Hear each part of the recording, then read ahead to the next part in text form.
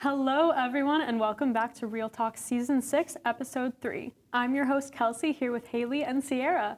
On this day in history, Uranus was discovered in 1781. Today also marks 5 years since K-12 schools' 2-week extended spring break. So glad we're out of that reality. Speaking of reality, whether you're a fan of it or not, reality TV is everywhere these days. I feel like there's a new dating show every other week. These series often portray a lot of dramatics and toxicity. How do these stereotypes play out and impact viewers? Let's talk about that. All right. I feel like you want to take it away. Yeah, this is all me. I do, honestly. So I didn't really watch a lot of reality TV coming to college. Like I watched like Amazing Race like here and there, like with my mom and my grandma, and a couple other like Netflix reality TV shows like Too Hot to Handle, which I know you were saying that you do like that. So we can talk about that in a little bit. But I never really watched like The Bachelor, Love is Island, none of that stuff, but my roommates loved it, so then I started watching it, and now I'm kind of like hooked on it a little bit, so that's kind of crazy because I never thought I would say that. But reality TV, I feel it often relies on exaggerated personalities and drama to attract viewers. Like, Ciara, what do you think about reality TV? Only reality TV like I think I watched was probably The Bachelor when I was younger. Like my mom would make me translate it for her. She'd be like, "What are they saying?" I'm like, "Oh my gosh, like I don't want to do this again." But so that kind of like scarred like reality for me. But I think that it definitely does like make people think like they like producers like fabricate like I agree with that 100%. 100%. So yeah. Yeah, I always wonder how much of their interactions are actually like Genuine. Yeah. No, I agree with that because I've seen interviews with, especially with The Bachelor, how a lot of it is dramatized and dramatized just to make the story go longer. Like, for example, this season of The Bachelor is not that good. Like, Joey's season last season was really good. And like I said, don't really watch reality TV. Now I do. But this season, not good. A lot of the girls are just there for the plot and for the drama. Someone literally quoted, "This girl said this off screen." You don't say that unless you know reality TV and you've watched reality TV before, I feel like. Yeah, that kind of makes like defeats the purpose, like creating the image that like this is happening, and then you kind of like go against that. It's like, well, why are you really here? You know? Yeah. And of course, like everyone looks perfect. Oh yeah, they never have a bad hair day. Makeup always on point. There's never a pimple. Like, are you kidding me right now? Yeah. Never have anything wrong with their face or their appearance. Always look picture perfect. Crying a lot though. Oh, tears for days. 4 days. Yeah. But I also feel that certain reality TV has a certain stigma around it. Like, for example, if you're on Love is Blind, which is on Netflix, which my roommate and I are watching the new season, versus Love Island, the girls and the guys, very different people, very different stereotypes.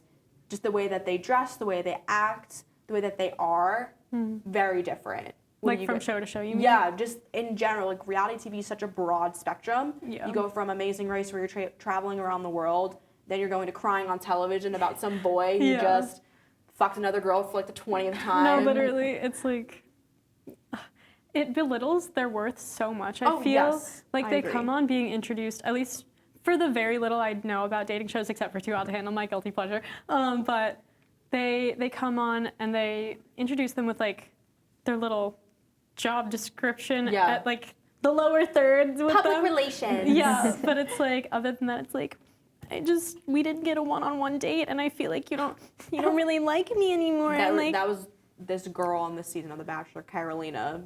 Yeah, Villain. I did watch Villain. one episode with my friend Sarah. Villain. Yeah. She was insane. I'm telling you.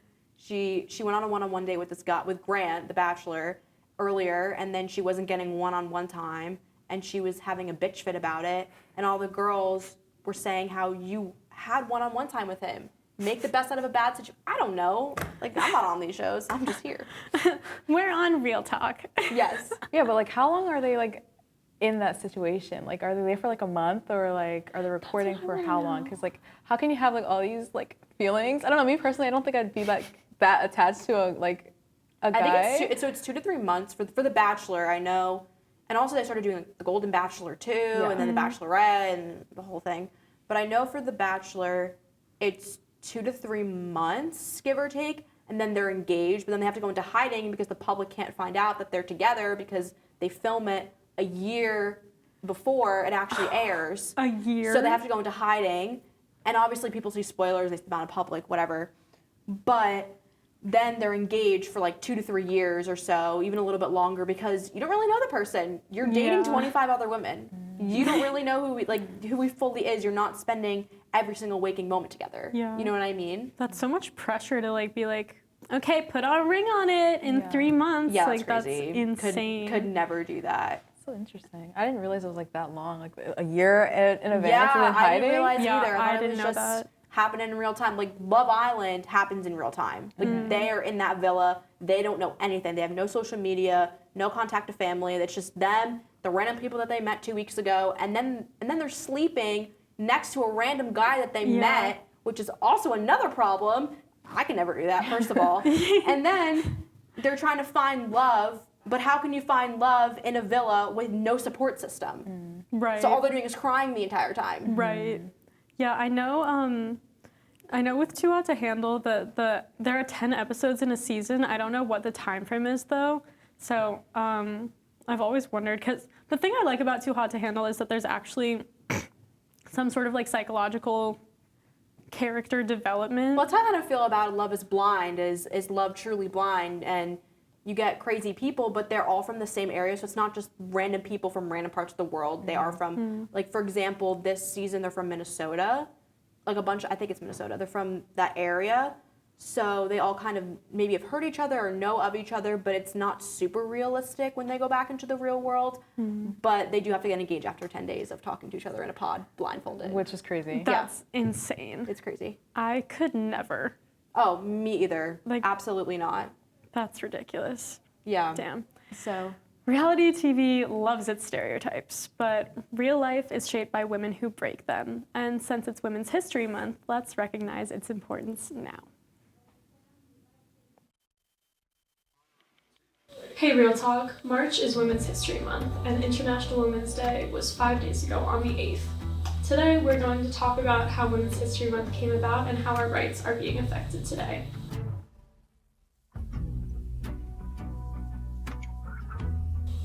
Women's History Month started with educators in Santa Rosa, California, who first celebrated Women's History Week in March 1978 to increase awareness of women's contributions to society. Organizers selected a week in early March to correspond with International Women's Day on March 8th. Over the next several years, other cities across the country joined Santa Rosa in celebrating Women's History Week. In 1980, U.S. President Jimmy Carter declared the week of March 8th National Women's History Week.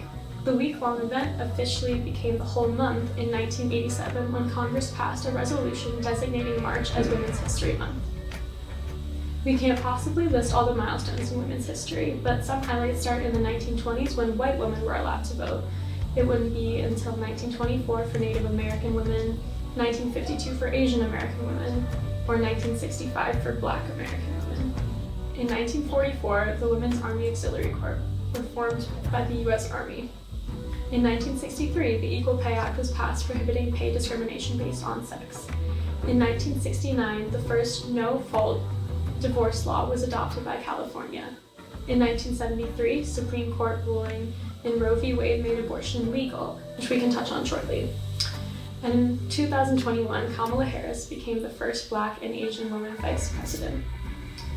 Women's rights have been under attack across multiple fronts under Trump's past and current administrations. The overturning of Roe v. Wade in 2022 has stripped away federal abortion protections, allowing states to implement restrictive abortion bans and threaten access to birth control, with some even attempting to criminalize women seeking abortions. I actually went to both a Women's March on Washington in 2017 and a Roe v. Wade protest in June 2022. Bittersweet moments of power and coming together, but wishing it wasn't needed.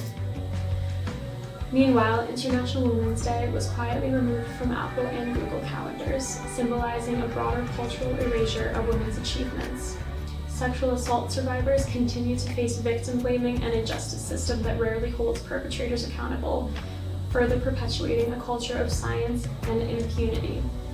Meanwhile, the grim reality of The Handmaid's Tale seems closer to reality than fiction, as laws restricting abortion, policing women's reproductive choices, and discussions about tracking menstrual cycles signal a growing effort to control women's bodies. These attacks are part of a larger systemic push to strip away women's autonomy and erase hard-won rights, reminding us that the fight for equality is far from over. I recognize Women's History Month and the struggles of those that came before me in hopes that one day my future daughter will read about it in her history books but not write about it in her memoir. This Women's History Month, I'm honoring my mom and all the women that came before me to make me the woman that I am today. How are you going to recognize Women's History Month this year?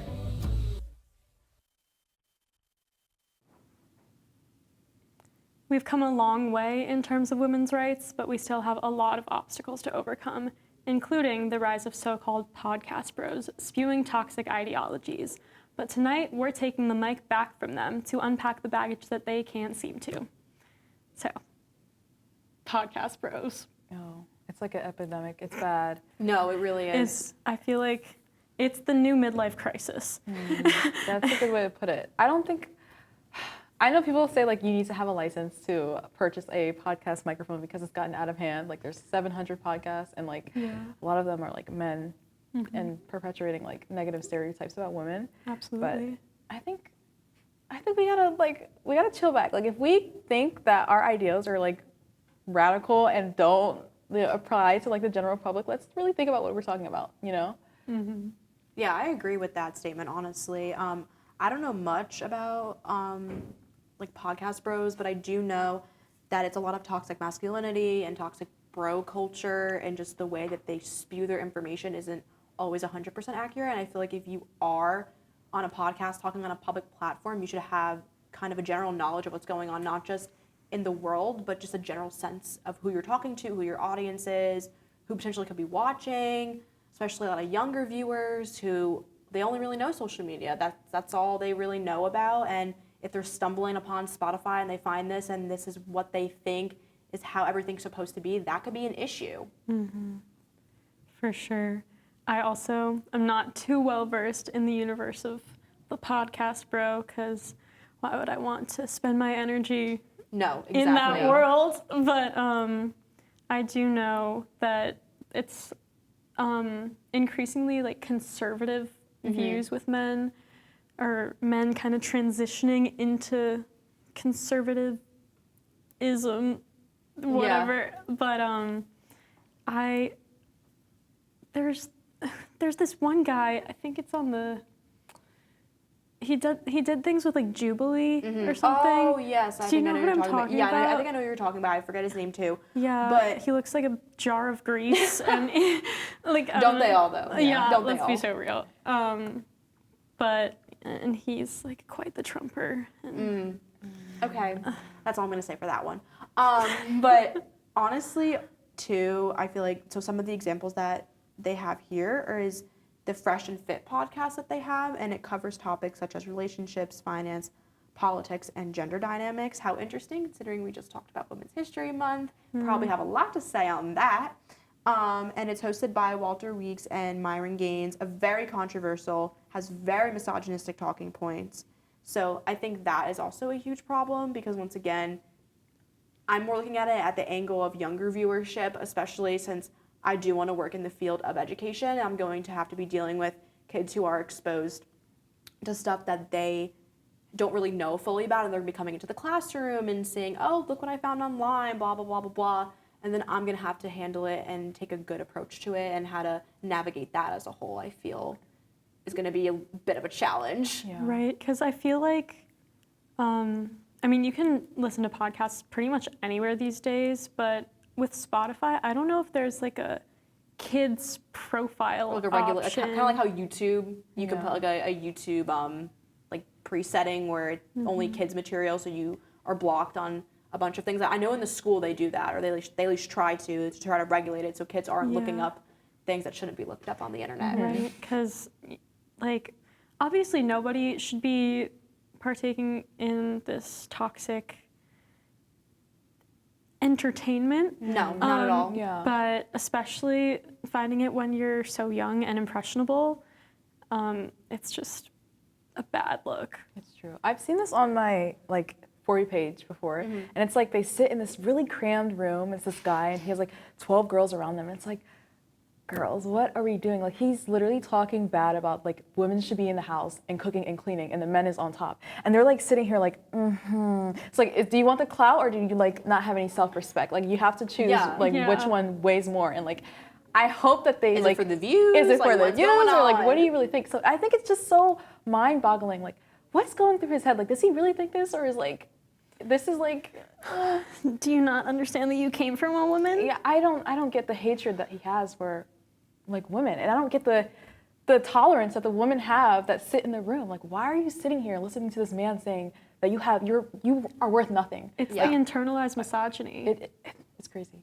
Why bother? Like, why? It gets me like a little heated because I'm like, angry. yeah, It's like mad. how low do you have to value yourself? And like, why are you letting this man walk all over you? Like, Yeah. especially it's women. Speak up. Month. Yeah, right? So, like, this is the time, this is not, in this day and age, disrespect should not be tolerated, you know, even at the expense of a couple of views or some people knowing your name. Yeah. Like, for sure. Also, I think another thing too is when they get called out on it, I don't know if it's specifically for them, they're like, oh, it's not me, or, oh, I didn't do anything wrong. But you did. Yeah. But you blatantly did. You said something that's not even, like, it's out of left field, like completely wrong. And they don't take accountability for what they're saying on the internet. They just kind of spew it all over the place, say whatever they want to say without taking accountability for their actions. It completely perpetuates the whole stereotype of boys will be boys. No, and like that locker statement room bothers talk. me so oh my much. god, me too. What does it even mean? Boys will be boys. Genuinely. Like no, like you couldn't tell me it has one definition. It's no, just like, exactly. There's such a masculine, like, stigmatism around it when that's just a statement that So- actually has no meaning behind it's it. just like, oh, it's in my nature to just like talk about women like this. What can I say? I'm But a it's dude. not. Yeah. It's not. not. It's really not. I don't know where. Like, how are we coming to this point that we are, like, disrespecting? I saw this thing, and not that I'm supportive of anything Trump does in any way possible, but I saw this meme, and it was like, okay, so when the tariffs are coming out, are we putting the tariffs on podcast equipment for the guys too? That's so I mean- funny. And I was like, honestly, yeah, absolutely. It's gotten out of hand. We need, like, some kind of, like, hello. But I feel like it's not even just their podcast. It's just podcasts in general. Yeah. It's oversaturated. There's so many. And the thing is they're oversaturated by the good ones. There are good podcasts out there. Yeah. And it's so hard to find them because it's overshadowed by everything else going on. Yeah. Everyone has the next big idea. And Yeah. it's just like, Yeah. okay, take it, tuck it away, throw it in the ocean. But the toxic masculinity train has been going on way too long. Speaking of things that have been going on too long, let's switch gears to a history lesson that's actually worth listening to. St. Patrick's Day is more than just green beer and parades. Let's take a look at where it all started. Hey everyone, my name is Hailey, and today I'm going to tell you everything that you need to know about St. Patrick's Day, the history behind it, and what it's turned into today. So to start off, St. Patrick's Day has a history that includes religious traditions, celebrations, Irish immigration, and the rise of the Irish pride. St. Patrick's Day was originally celebrated in Ireland with religious services and feasts in honor of St. Patrick, one of Ireland's patron saints. When Irish immigration brought St. Patrick's Day traditions in the United States, the day evolved into secular celebrations of Irish culture, which we'll get into in a little bit. But St. Patrick's Day commemorates the arrival of Christianity in Ireland in the 5th century. It was made an official Christian feast day in the early 17th century, and Christians celebrate with church services all over the world today. Jumping back, we're going to go into some of the history of St. Patrick's Day and some of its significant days and little timelines, so you can kind of get a bigger picture of what's going on. So in the 4th century, St. Patrick was born in the Roman Britain to wealthy parents, and then at 16 years old, St. Patrick was kidnapped by Irish raiders and taken to Ireland as a slave. That does not sound very fun at all. And then 6 years, St. Patrick worked as a shepherd in Ireland before escaping and returning to Britain. And then in 432 CE, St. Patrick returned to Ireland and converted the Irish to Christianity, but then he died on March 17th in 461, and then in 1601, the first St. Patrick's Day parade was held in St. Augustine, Florida, so he was commemorated on the 17th, and then in 1762, the Irish soldiers serving in the English military marched in New York City on March 17th for St. Patrick, and then in 1631, the Irish established a feast day honoring St. Patrick on March 17th. Going back to what we were talking about before, Irish immigration was brought to America, and the Irish soldiers brought the holiday to New York in 1762, and as Irish immigration increased in the 19th and 20th centuries, the holiday became more of a celebration for Irish pride, so more foods, more games, more traditions, and it started turning into not such a religious holiday, but more of a spiritual holiday, but then that eventually turned into binge drinking and all fun and games, which we'll get into in just a second. So some of these celebrations include parades, festivals, and wearing green attire or shamrocks, and it's known that if you're not wearing green, you have to be pinched. So make sure you're wearing green on St. Patrick's Day. And the practice of dyeing the river green started in Chicago in 1962, which basically they take the Hugh Gungus River and they dye it green, and it looks like someone threw up in there. But it's a tradition that keeps on going. And then there's other foods like corned beef and cabbage became a staple for the holiday because it was one of the best meals Irish Americans could afford back then because they didn't have a lot of money, and corned beef and cabbage was a hearty meal for them. But now this holiday is more turned into, like I said, binge drinking and something called the Borg, which are things in today's society that has evolved. Finally, St. Patrick's Day has turned into a massive drinking holiday which spans all the way from Thursday all the way through the weekend. And St. Patrick's Day is on a Monday this year, so I can imagine that there will be lots of fun events here. I know that bagpipes will be at Deer Park all day on Monday, as our president told me. But there's also something too at a lot of college campuses that are done, which is the Ginger Run. It's down here on Choate Street, and they close down the street, and it's insane, and there's so many people there, but it's so much fun.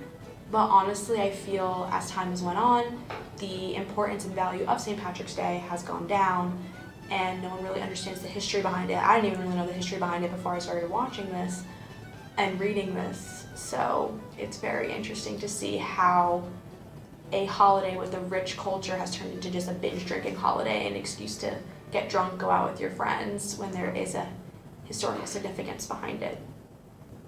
Thanks everyone for learning about St. Patrick's Day with me. Hopefully you have a fun and safe holiday, and remember, don't drink too much and be safe out there. I will say I'm definitely guilty of preferring the chaos of St. Patty's to the historical significance. What can I say? I love the green vibes. Going along with the green theme, Wicked was one of the most successful movies in the past year, grossing a record-breaking $729 million. With award season during the past month, a lot of space is being held for all things surrounding the Wizard of Oz prequel. So much to unpack. So much to unpack. You've seen Wicked, right? I've never seen Wicked, guys. Like I hear a lot about it. It's everywhere, but like I'm never holding seen space for you on that one. Thank you so much. Do you understand the meme? No. Okay. Wait, doesn't like Cynthia say something? Okay, And so she you know sings her a song? name. Oh yeah, I know her. And then Ariana. Yeah. we know that. Okay, good. We have some type of information. Yeah. Some sort of understanding. It's like they did an interview and like Ariana held her finger like this, like Cynthia's finger. It was Okay. like, I don't know where it came from, but it was just like, yeah, holding space. Yeah, it was something stupid, Yeah. but it ended That's up not being the a important meme. part. Yeah, so I didn't get a chance to watch this award ceremony, unfortunately, but I Oscars? know, the Oscars, I blinked on the name, thank you. But I do know that they won 2 awards, so that's good, but they were nominated for a lot. Yeah. And Anora, another movie that was nominated in a bunch of the categories, won, and there's been a lot of controversy. People are really upset by it, so I kind of want to hear your guys' thoughts and opinions on it too. Yeah, I didn't see Anora. I know Me it's. either. I don't really know fully what it's about. I know the actress Zoe. I'm not going to pronounce her last name because I'm going to say it wrong. And I believe she was in Guardians of the Galaxy. I'm pretty sure. So. Oh yeah, the other green Yeah. character. Yes, the other green character. That was weird. Okay. What that we both Said just- at the same yeah, time. Okay. Yeah. I know Cynthia was up for an EGOT, and she was snubbed. They were saving it to the last category, I think, too. They always do that. They always save the biggest categories for last, and then the person you want to win doesn't win, and then it's very disappointing, and then you stayed up to 11 a.m. or 11 p.m. Stayed up till 11 a.m. 11 p.m. on a school night before classes, and you're just regretting it because your person didn't win. Yeah, my friend was like, they're saving it till the end. There's no way it's not her. And then it wasn't her. Yeah, I saw someone say that too. And it was crazy. I also didn't get to watch that because I was being a scholar baller, but Yeah, me too. It did win for cinematic and box office achievement. Yeah, I definitely agree with that one because I know people were buying their tickets super far in advance. I remember I was home for Thanksgiving break, and my mom tried to get tickets on a Monday for a Thursday, completely sold out. Couldn't get tickets anywhere. I had to wait until I got back from break with my friends, and they saw it with their parents, and I hadn't seen it yet, so we decided to stay in on a Friday night, and we went to the movies. One of the best movies I've seen in a very long time, genuinely. I love musical movies when they're done right. Yeah. And they did a really good job, honestly. Yeah. Just everything, costuming, lighting, production, all across the board. It was amazing. Absolutely agree. I saw it in theaters twice and cried multiple times, both times. The Oz Does Ballroom scene. Yeah. Tearjerker! Oh my God, I was not okay. But there's a lot of talk that they're kind of saving some of the awards for the second part coming out. Okay, I didn't know that. Which I don't really see that being a thing. It's like, if it's good, it's good. Right, Like, right. why wait until the second part?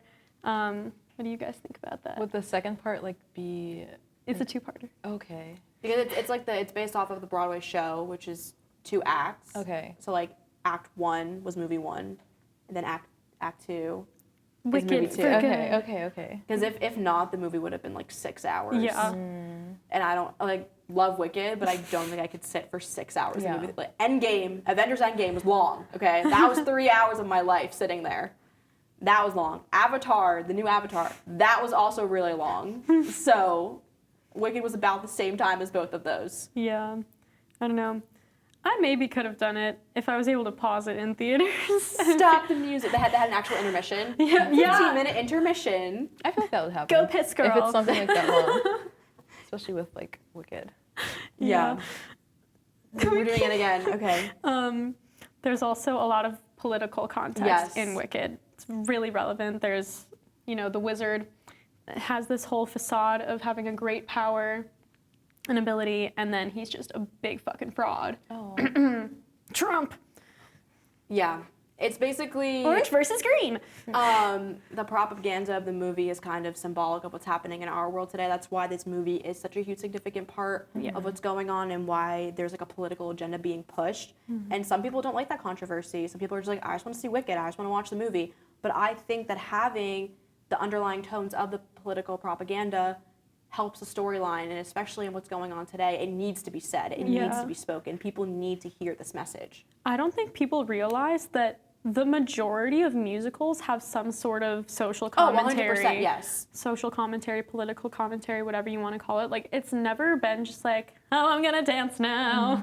Yeah, I saw Moulin Rouge with my friend over winter break. Same type of thing, like France, poverty, pushing that social norm. Making like burlesque dancers and pushing that uncomfortability. But it's needed. It needs to be talked about. We can't shy away. Like all these topics that we've been talking about this entire show, we can't shy away from them. Yeah, I mean, there's the saying, like, art is supposed to comfort the disturbed and disturb the comfortable. Yeah. So it's like... That's such a good quote. That is, like, I'm thinking about it, like, oh, Yeah, wait. right? No, but it's so true. It's kind of giving, like, if you aren't upset, you aren't paying attention. Right. And this will make you pay attention. If you're not having an emotional reaction, then you're not doing it right. Yeah. Exactly. There we go. Yeah, but I don't know. I feel like it was definitely snubbed. Yeah. I wanted it to win, so. I do, and I know it's a fan favorite, but I genuinely do like this movie, and I'm really excited for part 2. Yeah. You need to watch it Okay. right after the show. I will. Yeah, But, go home and go watch it. Unfortunately, that's all the time we have for you guys tonight. Make sure to join us for our next episode, episode 4, on April 3rd. Until our next talk, have a safe St. Patrick's Day weekend and keep it real out there in Newark. Bye.